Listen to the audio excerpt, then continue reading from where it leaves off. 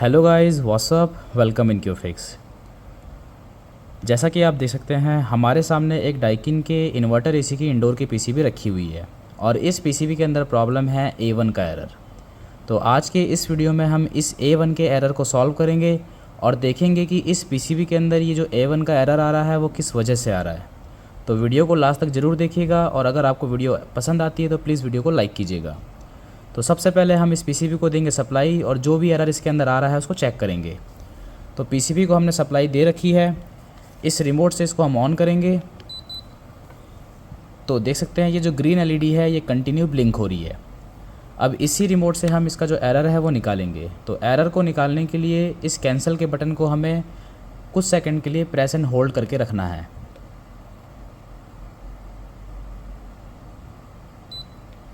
जब हम इसको प्रेस एंड होल्ड करेंगे तो यहाँ पर हमें डिस्प्ले पर 2 ज़ीरोज़ देखने के लिए मिलेंगे। ये नॉर्मल ऑपरेशन है। और अब इस कैंसिल के बटन को हमें प्रेस करना है और जिस भी कोड के ऊपर हमें ये पीसीबी लॉन्ग बीप देती है इसका मतलब इस पीसीबी के अंदर वो एरर माना जाएगा। तो इस कैंसिल के बटन को हम प्रेस करते हैं और चेक करते हैं कि हमें लॉन्ग बीप जो है वो कहाँ पर मिलती है।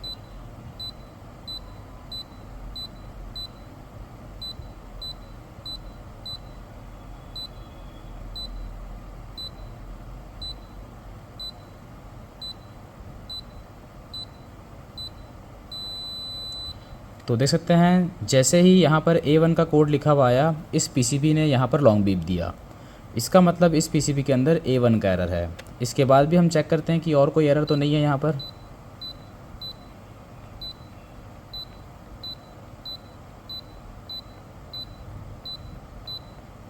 तो देख सकते हैं वापस से जो है ये स्टार्ट हो गया है।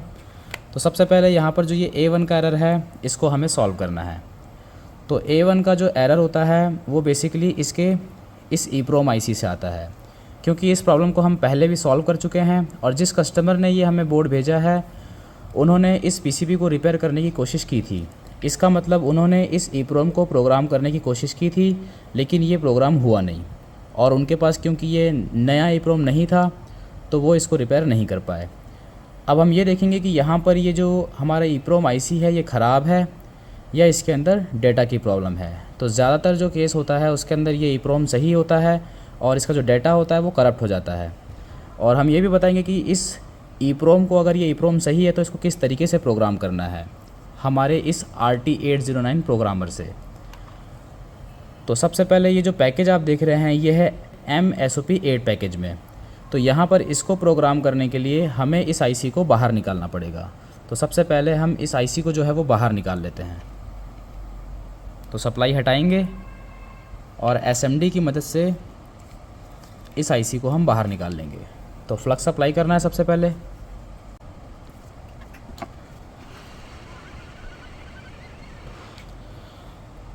तो देख सकते हैं इस EEPROM आईसी को जो है वो हमने बाहर निकाल लिया है। सबसे पहले हम आपको इसका नंबर दिखा देते हैं कि इसके ऊपर क्या नंबर लिखे हुए हैं। तो अगर आपको इसका नंबर हम दिखा पाएँ तो देख सकते हैं इसके ऊपर लिखा हुआ है C76। अब यहाँ पर इसका एक डॉट भी है, आप देख पाएंगे इसके अंदर ये जो डॉट है ये रिप्रेजेंट करता है इस पिन को, ये कि ये पिन नंबर 1 है। अब इसी पिन नंबर 1 को जो है वो हमें देख के लगाना है प्रोग्रामर में। तो इस आईसी को प्रोग्राम करने के लिए आपको कुछ इस तरीके का एडाप्टर चाहिए। इस एडाप्टर में आप क्या करेंगे, इस आईसी को यहाँ पर सोल्ड करेंगे और उसके बाद हमें इस प्रोग्रामर के साथ कनेक्ट करेंगे। तो पिन नंबर 1 को जो है वो अच्छी तरीके से देख लेना है। इसकी जो पिन नंबर 1 है वो इस तरफ है। तो हम यहाँ पर इस आईसी को कुछ इस तरीके से जो है वो सोल्ड कर देंगे। तो मैं इसको सोल्ड कर लेता हूँ पहले।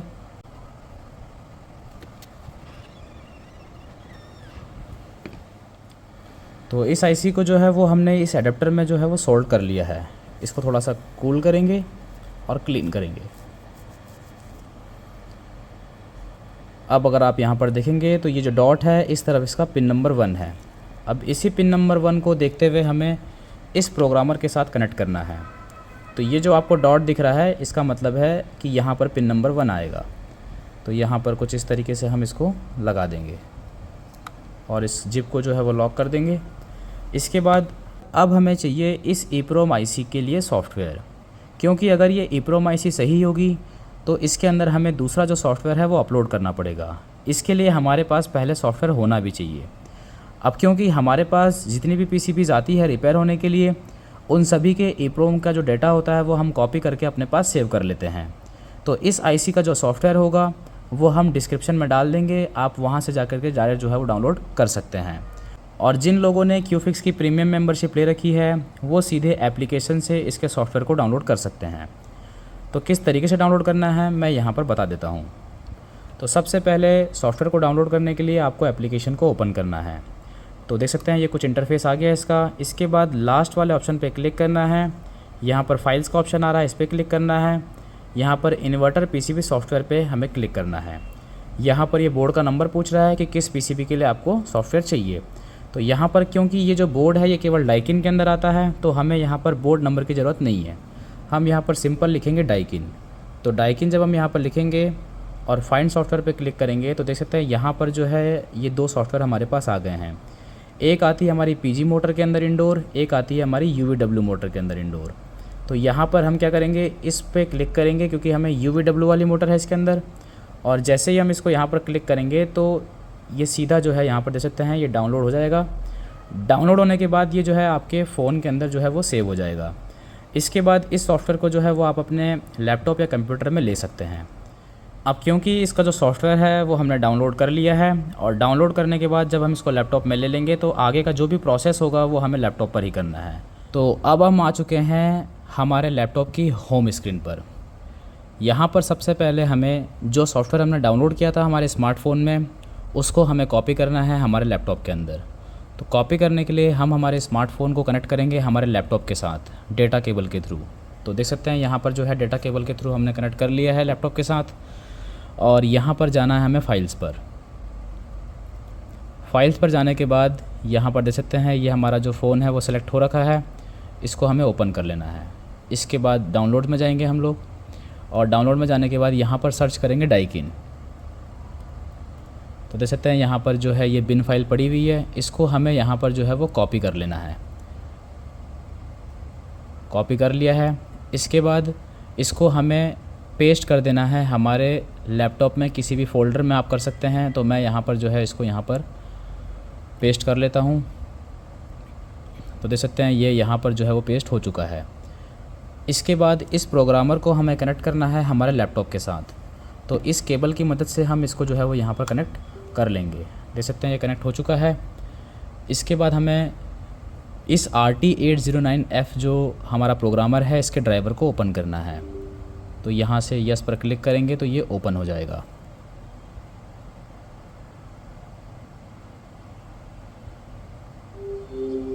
तो जैसे ही ये ड्राइवर ओपन हो जाएगा आपको इस तरीके का इंटरफेस देखने के लिए मिलेगा। अब यहाँ पर अगर आप देखेंगे तो ये जो ऑप्शन आ रहा है स्मार्ट आइडेंटिफाई वाला, इसको अगर हम यहाँ पर सेलेक्ट करेंगे तो ये आईसी जो है वो डिटेक्ट नहीं होगी, क्योंकि ज़्यादातर जो EEPROM होते हैं वो 24C सीरीज़ के होते हैं। लेकिन यहाँ पर जो इस पीसीबी के अंदर EEPROM लगा हुआ है वो 93C सीरीज़ का EEPROM है। तो यहाँ पर इसको हमें मैनुअल सेलेक्ट करना होगा। तो यहाँ पर हम लिखेंगे 93C76। तो देख सकते हैं यहाँ पर ये जो ऑप्शन है हमारे सामने आ गया, इस पर क्लिक करेंगे और इसको जो है वो ओके कर देंगे। ओके करने के बाद अगर आप देखेंगे तो यहाँ पर लिखा हुआ आ चुका है कि यहाँ पर जो चिप सिलेक्शन है वो हो चुका है। अब अगर हम यहाँ पर स्मार्ट आइडेंटिफाई वाला ऑप्शन करते तो ये जो फंक्शन है वो इस सीरीज़ के EEPROM के साथ जो है वो काम नहीं करता। तो पहले जिन्होंने इसको प्रोग्राम करने की कोशिश की थी वो यहाँ पर यही गलती कर रहे थे कि ये स्मार्ट आइडेंटिफाई वाला जो ऑप्शन है इसको चूज़ कर रहे थे, जिसकी वजह से ये जो चिप सेलेक्ट था वो नहीं कर पा रहा था। मैं आपको एक बार करके दिखा देता हूँ क्या प्रॉब्लम आएगी। तो देख सकते हैं यहाँ पर जो है ये देख सकते हैं यहाँ पर जो चिप है वो सेलेक्ट नहीं हो पाई है। तो हम इसको मैनुअली जो है वो सेलेक्ट करेंगे। तो ओके पर क्लिक करेंगे तो फिर से सेलेक्ट हो जाएगा ये। इसके बाद हम इसको रीड करेंगे, हम देखेंगे कि इसके अंदर कोई डाटा है या नहीं। तो इसने जो है वो रीड कर लिया है। अब अगर हम यहाँ पर देखें तो इस जगह पर बफर में हमें जाना है और देखेंगे तो यहाँ पर जो है वो कोई भी डाटा नहीं है। ये आईसी के अंदर जो डाटा है वो करप्ट हो चुका है। तो अब हम क्या करेंगे, इसके अंदर जो डाटा हमने डाउनलोड किया है उसको अपलोड करने के लिए ओपन पे क्लिक करेंगे। ओपन पे क्लिक करने के बाद हमने उसको यहाँ पर सेव किया था, उस फाइल को हम ले लेंगे।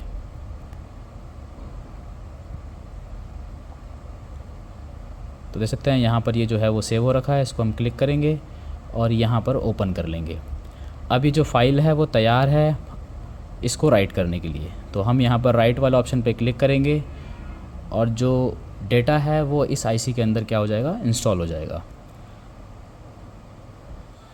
तो जब ये प्रोग्राम हम इसके अंदर डाल रहे होते हैं, जो पुराना प्रोग्राम होता है, अगर कोई प्रोग्राम होगा इस आईसी के अंदर, चाहे वो करप्टेड हो चाहे वो ओके हो, वो डेटा जो है वो ऑटोमेटिकली डिलीट हो जाता है, मतलब इरेज हो जाता है।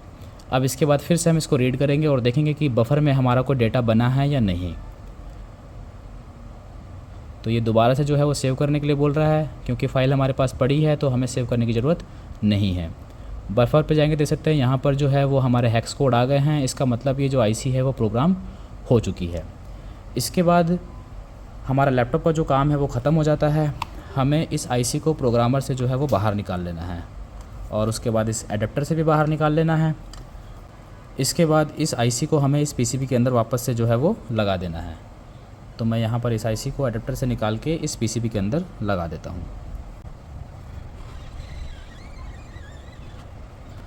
तो देख सकते हैं इस आईसी को जो है वो हमने एडेप्टर से निकाल लिया है। अब पिन नंबर 1 को ध्यान में रखते हुए हमें इस आईसी को जो है वो इस पीसीबी के अंदर लगाना है। तो अगर आप देखेंगे तो यहाँ पर इसका एरो का निशान है, डॉट है, इसका मतलब ये इसकी पिन नंबर 1 है। तो यहाँ पर हम क्या करेंगे, इसके डॉट को देख लेंगे अच्छे से। तो इसका जो डॉट है वो हमने देख लिया है और उसके बाद जो है इस आईसी को यहाँ पर लगा देंगे।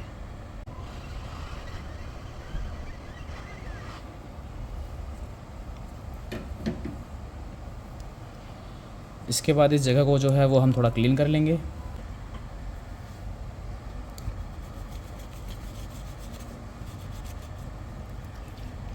देख सकते हैं ये जो आईसी है यहाँ पर लग चुकी है। देख सकते हैं इस तरफ डॉट था तो डॉट की तरफ डॉट हमने लगा दिया है। अब यहाँ पर इस पीसीबी को जो है वो हम ऑन करेंगे और ऑन करने के बाद देखेंगे कि जो हमारा एरर था A1 का वो सॉल्व होता है या नहीं। तो पीसीबी को जो सप्लाई है वो हमने दे दी है। इसी रिमोट से हम इसको फिर से ऑन करेंगे। देख सकते हैं यहाँ पर हमने इसको ऑन कर दिया है और ऑन करने के बाद अगर आप देखेंगे तो ये एलईडी जो है वो स्टेबल हो चुकी है। पहले ये एलईडी क्या हो रही थी, ऑन करते ही जो है वो ब्लिंक हो रही थी। अब हम इसका एरर जो है एक बार चेक कर लेते हैं वापस से।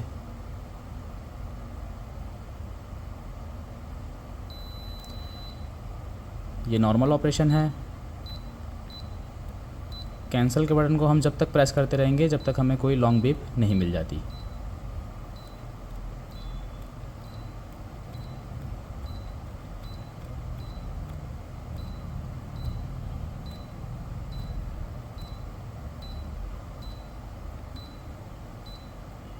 तो ये जो एरर है जो पहले A1 का आ रहा था वो यहाँ पर अभी नहीं है।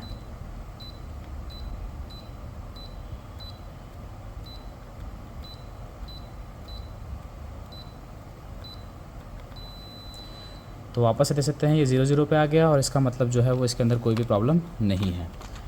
ये जो EEPROM है इसको आप 809 जो प्रोग्रामर है उससे प्रोग्राम कर सकते हैं और अगर ये आईसी आपको जो है ख़राब मिलती है तो आप नया भी जो है इसकी जगह पर लगा सकते हैं। तो यहाँ पर आपने देखा कि किस तरीके से जो है वो हमने इस पीसीबी को रिपेयर किया। आप इस डाटा को डाउनलोड करके अपने पास सेव करके रख सकते हैं और कभी भी अगर आपके पास इस तरीके की कोई प्रॉब्लम आती है, इस तरीके का कोई एरर आता है, तो वहाँ पर आप इन्हीं स्टेप्स को फॉलो करके इस फॉल्ट को जो है वो रिपेयर कर सकते हैं। Thank you so much.